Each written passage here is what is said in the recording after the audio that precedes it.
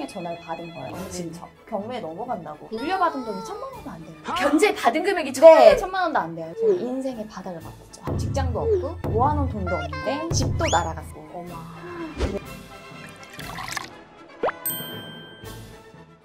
이렇게 넓은 영역에 있어서 재테크를 잘하시는 최희 작가님께서도 재테크 무식자? 이렇게 표현해도 될지 모르겠지만 그런 시절이 있으셨다고요? 제가 재테크를 본격적으로 시작한 게 결혼을 준비하면서부터거든요. 20대 때는 월급이 그렇게 많지도 않으면서 거의 월급의 대부분을 다 소비로 탕진을 했고 믿을 구석이 있었어요. 내가 어떻게 써도 부모님이 도와주시겠지. 왜냐면 제가 첫 사회생활을 시작할 때 부모님께서 몇 천만 원에 달하는 거금을, 당시에는 굉장히 거금이었어요. 이게 원룸을 쫙 구해주시는 거예요. 전세요? 네, 전세를. 그러니까 탁 이제 사이즈가 나오잖아요.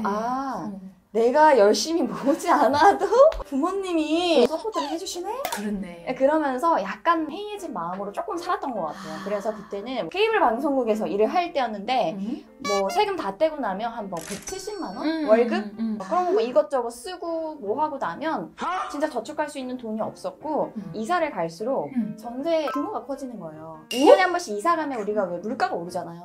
그치. 처음에 5천만 원을 시작했던 게 1억 원까지 올라가는 거예요. 근데 제가 한 번도 돈에 대해서 관심을 갖거나 제대로 된 생각을 안 갖고 있는 사람이다 보니까 나중에 1억 원의 집이 경매에 넘어가게 됐어요. 잠깐만, 이거는 무슨 일이죠? 아니, 전세 살고 있던 그 집이 경매로 넘어갔다고요? 네. 집을 구할 때 애초부터 약간 저당이 많이 잡혀있던 집을 잘 알아보지도 않고 덜컥 계약을 해가지고 나중에 그게 한 통의 전화를 받은 거예요. 몇 년 뒤에. 진짜 경매에 넘어간다고. 어마. 실제로 넘어갔고 물려받은 돈이 1000만 원도 안 돼요. 변제 받은 금액이 1000만 원도 안 돼요. 그럼 그 돈이 사실은 부모님 돈인 거잖아요, 그렇죠? 상당수 80~90%는 부모님 돈. 그때는 기자 생활을 하고 있을 때였는데 부모님께 너무 죄송해서 내가 빨리 돈을 좀 많이 주는 곳으로 회사를 옮겨가지고 이거를 만회를 해야 되겠다라는 생각이 들더라고요. 그래. 그러니까 그때는 정신이 온전치 않으니까 네. 올바른 판단을 좀 내리기 위해 힘들었던 때였던 것 같아요. 그래가지고 결국에는 무리해서 이직을 했는데 그 회사가 한 7개월 만에 망한 거예요. 30살에서 31살이 넘어가는 그 시점에 정말 인생의 바닥을 맛봤죠. 직장도 없고 모아놓은 돈도 없는데 집도 날아갔어요. 그때 제가 돈이라는 게 뭐길래 나를 이렇게 힘들게 할까. 정말 아무 개념 없이 내가 살았구나. 그래서 그때부터는 정말 실업급여 받으면서 낮에는 재취업 준비, 밤에는 또 뭐 부업, 기자생활 했었으니까 그거 살려가지고 뭐 글도 막 써주고 진짜 열심히 살았어요. 가계부도 누가 시키지도 않았는데 이게 본능적으로 아는 거예요. 내가 내 수중에 들어온 돈을 관리하지 않으면 이런 실수를 또 할 수 있다. 그래서 그때까지는 엄청난 무식자 시절로 살다가 나중에 이제 조금 바뀌었죠. 인생이 180도. 어떻게 보면 전화 위복이 됐다고도 말할 수 있네요. 정말 비싼 수업료를 치렀습니다. 작가님, 그러면 전세 자금을 거의 날리신 거잖아요. 그런 경험을 일단 진짜 겪으셨으니까 경험자로서 우리 후배들에게 이런 거 전세 구할 때 진짜 조심해야 돼요, 이렇게 말씀해 주실 게 있다면. 일단은 등기부 등본을 볼 줄 알아야 돼요. 근데 이 등기부 등본이라고 말을 하면 되게 어렵게 생각하시잖아요. 그냥 이 집에 대출이 잡혀 있는지, 이 집주인이 내 전세금을 받기 전에 어디 은행으로부터 돈을 빌린 게 있는지를 보는 거예요. 근데 돈을 빌려 있다고 해서 그러면 다 안 되냐? 그건 아니고 예를 들어 뭐 집값이 5억이라고 해볼게요. 그러면 이 집값의 70% 이내로 내 보증금이 돼야 되거든요. 그러면 3억 5천이죠. 그럼 만약에 빚이 전혀 없다, 이 집이. 그럼 내가 최대로 지불할 수 있는 돈이 전세 보증금 3억 5천까지는 최대 넘지 않게. 왜냐하면 이게 경매로 넘어갔을 때 서울 지역은 유찰이 될 때마다 20%씩 깎여요. 그리고 그 외의 지역들은 30%씩 깎이기 때문에 정말 그게 마지노선 같은 개념이거든요. 근데 나는 어쨌든 5억 집인데 3억 5천원으로 생각하고 왔는데 이 집에 이미 근저당, 은행에서 빌린 돈이 1억 원이 있다. 그럼 우리가 얼마에 들어가야 돼요? 2억 5천. 그쵸. 그 원래 3억 5천은 빚이 없을 때 기준이니까 이 1억을 빼고 2억 5천으로 이것만 사실 기본적으로 일단 기억을 하시는 거. 그리고 두 번째는 전입신고와 확정일자 받는 거는 너무너무 중요하거든요. 요거는 내가 아무리 안전한 집에 들어갔다 하더라도 내가 신고가 안 되어 있으면 이 집이 자칫 잘못돼서 경매에 넘어갔을 때 내가 내 세입자의 권리를 찾을 수가 없어요. 근데 전입신고라는 거는 이 집에 지금 전세 사는 사람 있어요. 내가 이 집 빼면 전세 보증금 받아야 되니까 돈 많이 빌려주시면 안 돼요. 요걸 알려주는 거거든요.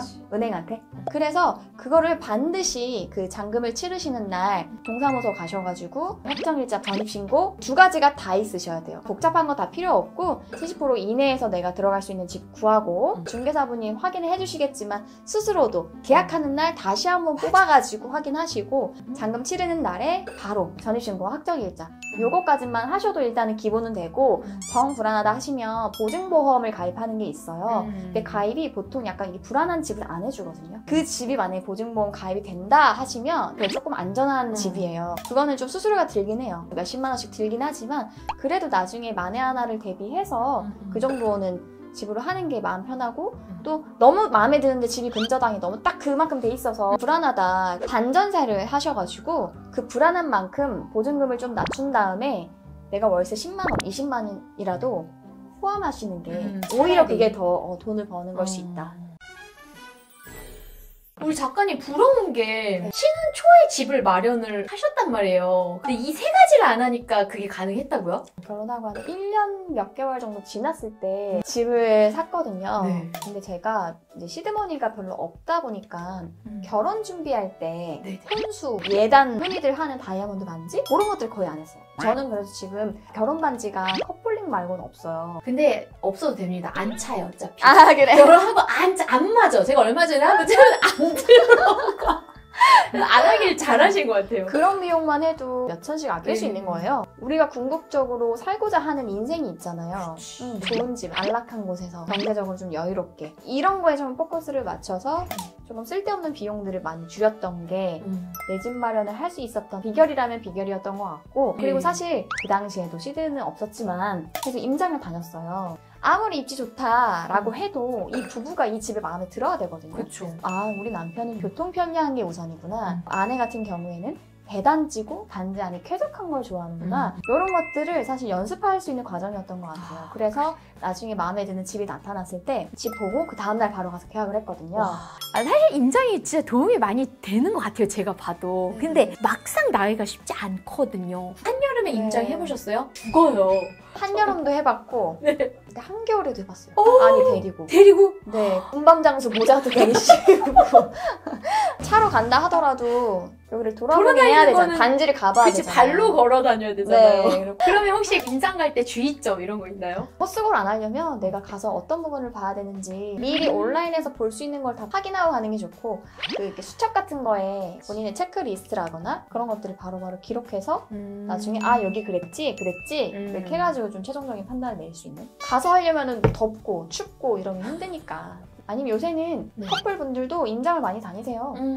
내가 만약에 마포에 사는데 잠실에 내가 원하는 아파트가 있다? 그럼 거기에 가서 데이트 겸 그 아파트 근처 한번 돌아보고 그 근처에서 맛집 있으면 가보고 이런 식으로. 근데 그런 얘기를 되게 많이 하시더라고요.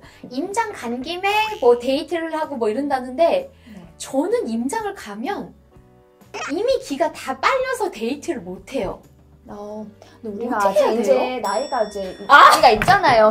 저도 출산하고 하니까 옛날 같지 않아요. 20대랑 이제 비교하시면 안 돼요. 20대나 30대 초반 분들은 밥을 먼저 괜찮아요. 맛있는 거 먹고 아. 기분 좋은 상태로. 네, 그거 괜찮네요.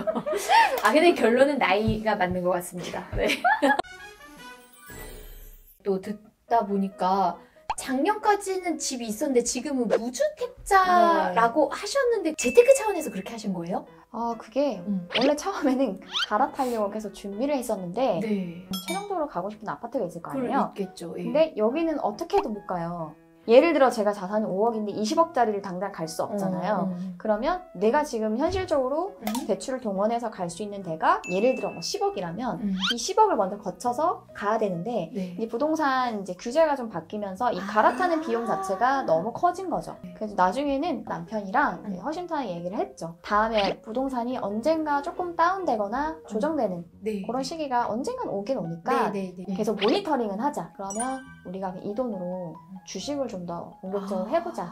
다행히 이제 주식장이 좋았었잖아요. 네. 그래서 지금은 이제 만족을 하고 있는데 사실 주식도 부동산도 계속 마냥 오르기만은 할 수 없다고 생각을 해서 네. 저는 전액을 다 투자하진 않아요. 항상 1억, 1억 5천 이렇게 현금 자산 항상 쌓아놔요. 안 쓰는 것도 그냥 전략 중에 하나라고 생각이 들어서 잉여 자금도 갖고 있고, 왜냐면 또 제가 부동산이 또 어떻게 돼서 살 수도 있잖아요. 그쵸. 계약금이라도 쌓아야 될 거 아니에요. 그쵸. 갑자기 좋은 금매가 나는데 막 이번 주 안에 써야 된대.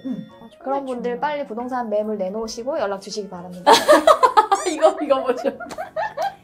자녀분한테 주식 사주셨다고 들었어요. 네, 2천만 원까지는 비과세로 맞아. 증여가 되거든요. 미성년 자녀일 경우에 저는 이제 아이 태어나서 5개월 됐을 때 1차로 증여를 했고 그 다음에 한 18개월 정도 됐을 때 나머지를 이제 다 증여를 했어요. 2천만 원 한도에 딱 채워서. 네, 오케이. 그래서 일부는 현금 증여했고 일부는 제가 갖고 있었는데 마이너스 났던 종목들이 있어요. 삼성전자는 마이너스가 나던 시절이었어가지고 마이너스 날 때 증여를 하면 평가액이 작게 잡히거든요. 그거를 증여를 해서 이제 돌리고 있는데 주식이 사실 리스크가 큰 투자거든요. 근데 이거를 단기간에 내가 뭔가를 보려고 하면 되게 불안하지만 한 20년, 30년을 내다봤을 때는 우상향을 또 하는 흐름이잖아요. 맞아요. 그러다 보니까 이게 장기 투자용으로는 주식만 한 게 없겠구나. 왜냐면 예적금은 어쨌든 금리가 너무 낮으니까. 그러면 혹시 존 리 쌤이 네. 그런 말을 하셨어요. 커피도 마시지 말고 차도 마시지 말고 그리고 자녀한테 막 학원비 쓰는 것도 하지 말고 주식 사라. 혹시 같은 논조신가요? 어떠세요? 제가 솔직히 더 많아진다고 해도 아이 교육비 비례해서 늘리진 않을 생각이에요. 그러니까 저도 교육보다는 본인이 뭔가 창업을 하고 싶을 수도 있고 뭔가 해보고 싶을 수 있는데 네네. 성인이 됐을 때 계좌에 그냥 뭐 1억 원 정도가 딱 돼 있는 거예요. 그게 훨씬 크다고 생각하거든요. 아이가 지금 몇 살이에요? 지금 28개월 정도 됐어요. 아, 어리구나. 네. 근데 나중에 혹시 뭐 엄마는 나 왜 딴 애들처럼 학원 많이 안 보내줘 이러면 어떻게 해요? 너 싹수가 공부머리는 아니었어요. 잠깐 너 이렇게 기대치 않은 대답이야 이거 잠깐. 너 공부보다는 돈을 잘 벌 수 있는 경제인이 될 그런 씨앗이었기 때문에 엄마가 그쪽으로 한 거지. 네 친구 중에 비교해봐봐. 너보다 지금 통장 잔고에 돈이 많은 친구가 있니? 뭐 아 그렇게. 네. 아 이런 거 좀 배워야 되겠습니다. 나중에. 근데 또 모르 나중에 애가 막 정말 공부를 잘해. 하버드 갈 것 같아 막. 어머 그런 일이 있을까? 근데 그때 다시금 인터뷰 해볼게요. 그때는 행복한 고민인데 그런 싹수가 지금 보이진 않더라고요. 제 쪽이더라고요 약간. 그래가지고 일단 돈을 좀 더 모아주는 거에 조금 하려고요. 말은 정말 빠르고 춤추고 노래하고 이런 건 너무너무 잘해서 깜짝 놀랄 정도인데 숫자는 저희 신랑도 한번 했더니 얘는 그 수학은 아니다 이렇게 얘기하시.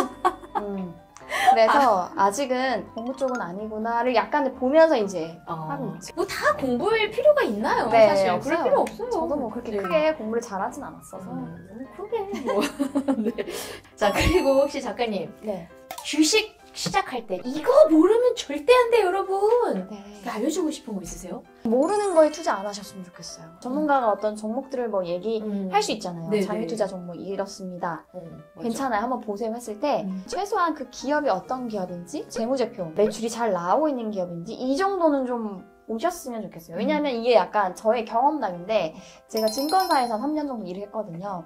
근데 거기 입사했을 때 추천해주신 종목이 있었어요. 이츠한불이라고. 그때는 이츠스킨이었어요. 2016년에 사서 지금 만 아직 5년이 몰랐어. 됐는데 수익률이 한 마이너스 60% 되나? 사실 지금 생각해보면 제가 이츠스킨을 쓰지는 않았거든요.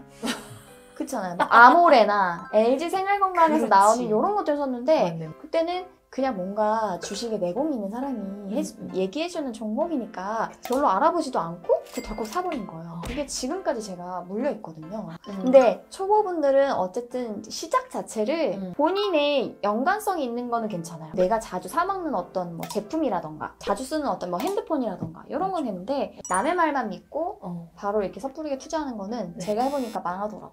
저 같은 실수는 하지 않으시기를. 근데 여러분이 부터뷰만 잘 봐도 크게 손해볼 일은 없으신 것 같아요. 좋아요. 구독. 좋아요, 구독. 마지막으로 우리 부터뷰 가족분들에게 이 얘기 꼭 해주고 싶어요 하는 말 있다면? 지금 당장 하세요. 맨날 부터뷰 영상만 여러 개 막 보고 끝내지 마시고 내 지금 상황에서 할 수 있는 거. 남자친구랑 결혼 계획 있으면 임장 그러면 어디 한번 가볼까? 우리가 진짜 꿈에 그리던 그런 집들 있잖아요. 가한테 돈 드는 것도 아니고. 나는 주부인데 돈이 너무 안 모인다. 왜 이렇게 새는 돈이 많냐? 그러면 한번 나도 좀 쉽게 가계부를 써볼까? 여러분들이 뭐든 하나 두 개를 뽑아내셔야죠. 뽑아서 삶에 적용을 해보시면 좋겠고, 내가 오늘부터 못하는 게 갑자기 내일부터 할 수 없어요. 오늘 할 줄 알아야 내일도 하는 거지, 내가 다음 달부터 내일부터 이렇게 해볼래, 미루지 마시고 저도 계속 노력 중이에요. 그렇게 해보시면 좋겠어요. 오늘 할 수 있는 거 당장 right now. 발음 어땠어요? 아유 괜찮았어요. 오늘 당장 할 수 있는 일을 찾아서 해보시길 바랍니다. 오늘 못하는 거 내일도 못한다고 합니다, 여러분. MZ세대의 경제적 자유를 위한 우리 부터비의 노력은 오늘도 계속됩니다. 여러분, 구채희 작가님이랑 진짜 오늘 찐 인터뷰 제대로 나눠봤는데요. 오늘 좋은 말씀 해주신 구채희 작가님 정말 감사해요. 네, 감사합니다. 여러분.